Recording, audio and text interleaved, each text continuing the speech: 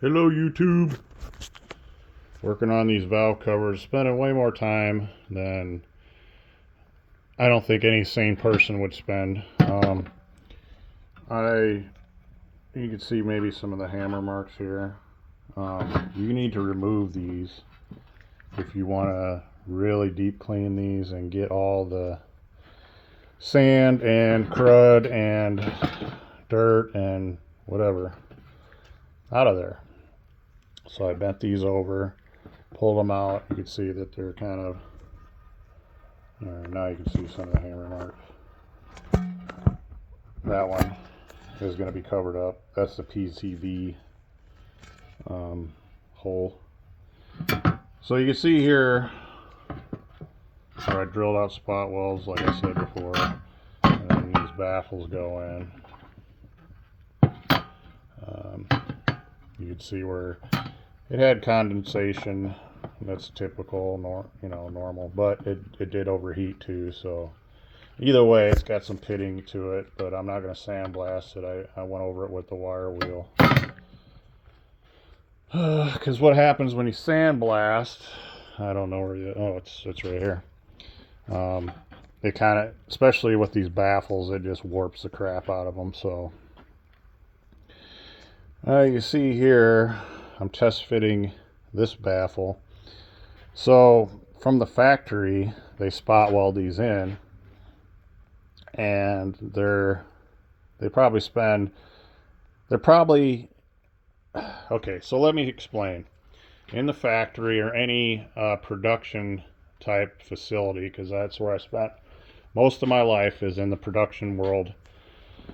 You have a rate or an acceptable amount of parts per hour per shift, and if you don't exceed that, then management is down your throat wanting to know why. What are you doing? What's going on? How come you can't get these parts out?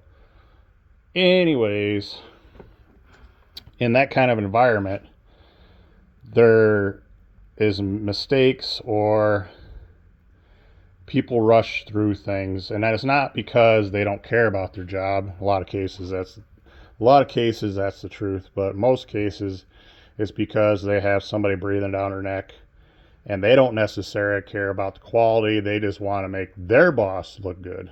So that's kind of how that's kind of in a nutshell how quality goes down, because it's all about profits.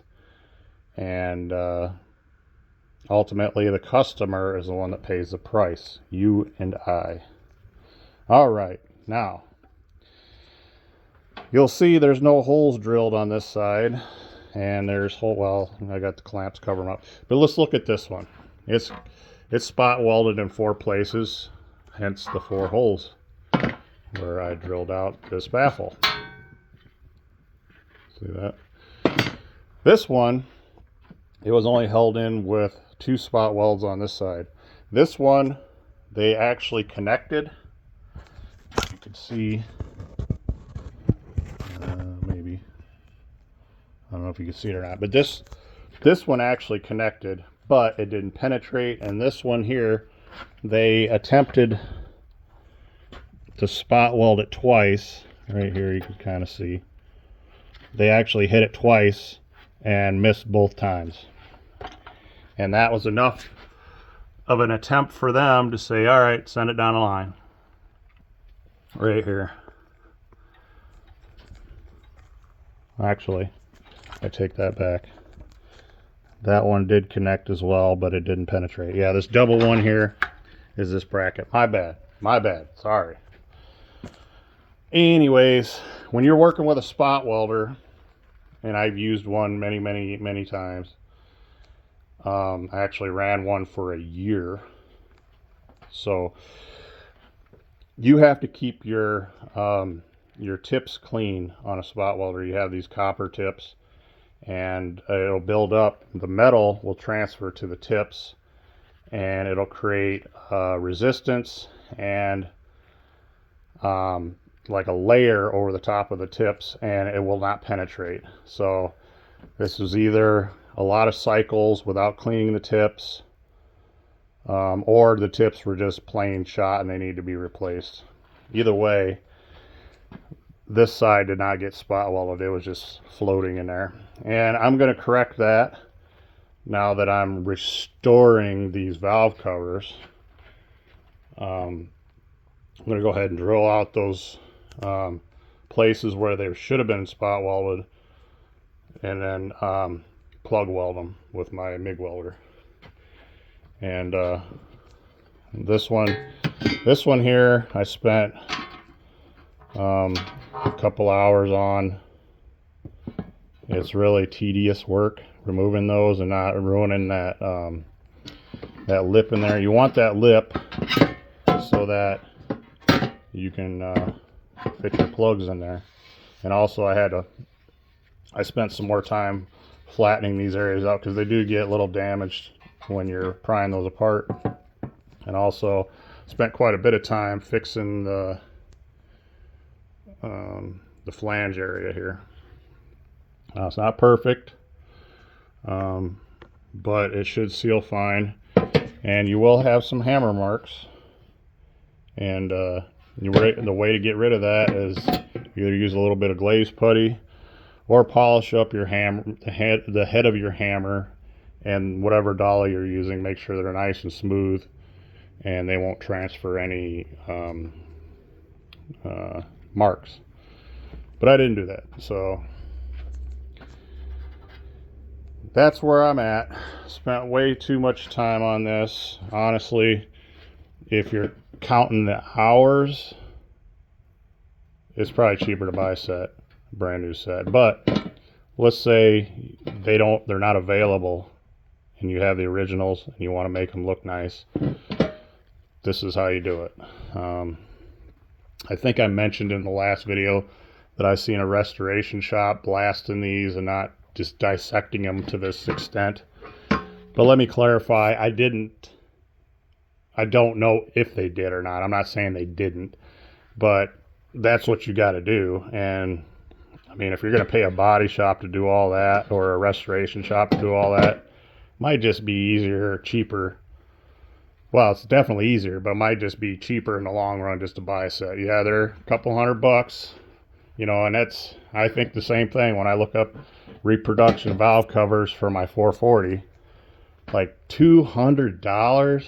I can get, you know, just spend a little bit more and I could get the Mopar Performance finned aluminum, you know, cast aluminum valve covers. And why the hell would I spend that much money on these? Well, this is why. Because if you go to restore them, it's a nightmare. And people in the aftermarket, it's like, if they don't know where to price something at, it's $200. I swear, it seems like it's the going rate. Let's reproduce something. What should we charge? I don't know, $200. So it adds up, and I get it, and I'm feeling it, like most of you guys. But if you have a sandblaster or a blast cabinet, I don't like to run my blast cabinet when I'm doing this kind of work, because even with that reclaimer, I still get dust everywhere, and I don't want sanding dust in any of my engine stuff. So I'll wheel that outside and blast outside, even though it's a pain in the ass. I'd rather do that and then throw dust everywhere.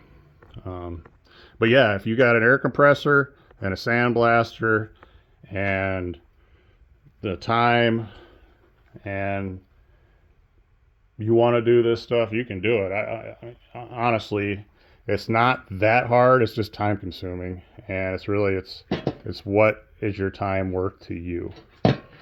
I'm fortunate enough to have a wife that's very understanding and lets me play around out in the garage and stuff. But in the past, I've dated women that will not put up with that sort of thing, and I feel you guys, ones that are in those kinds of situations, you know. Anyways, thanks for watching, and maybe I'll do an update when these are done, or just talk about them in the next video when I'm doing something else, because I really don't think people care that much about valve cover restoration. but it's time consuming, you know, and I want to put some sort of content out there. But anyways, thanks for watching. Hope you like this video and subscribe and all that stuff. Take care. Bye.